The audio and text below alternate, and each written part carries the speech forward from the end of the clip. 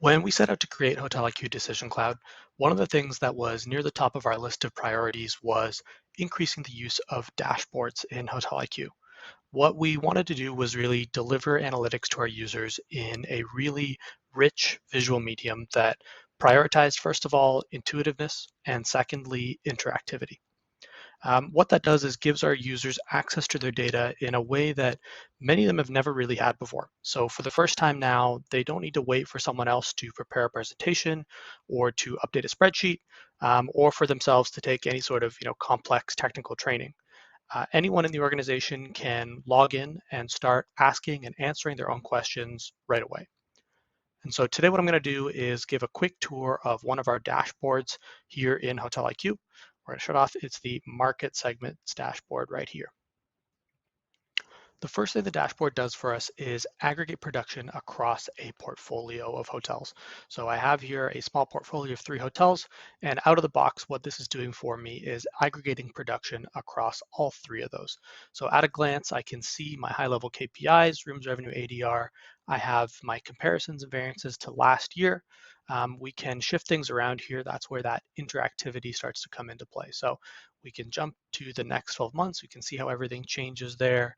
And then if we want to zoom in on a couple months in particular, we can do that. And you can see as I'm doing this how everything on the dashboard is changing for us. And so when it comes to this sunburst graph over here, this serves first of all visually to show us what our market segmentation mix is. So we have on the inside ring here the major market segments, transient and group, and then on the outer ring we have the minor market segments that go along with those. So again, visually I can see sort of my mix of business here, but again that interactivity piece comes in here and I can use this. So if I want to zoom in on my retail production for May through July of this year, can click on that right here and you can see how everything has now snapped around that. We've applied that as a filter. So it's just showing me my retail business. I can see my rooms revenue and ADR on the books, and we can see how that's actually changed to green because there's a positive variance with our ADR. We can actually take this one step further with the graphs over here. We have the ability to drill down on graphs now here in HotelIQ, switch that on, and then as we go through this, we can zoom in. So let's zoom into the month of July. There we go. We have the weeks of the month, excuse me. And then if we want to go a little bit further, we can zoom in there. And now I can filter the whole dashboard just to show me my production, what I have on the books for one day. That's July the 4th of 2023.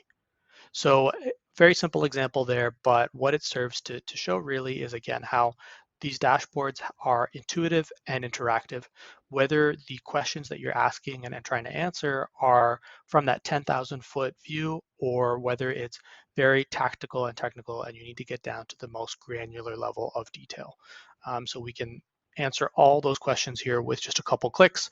It doesn't take a rocket scientist to be able to use one of these dashboards.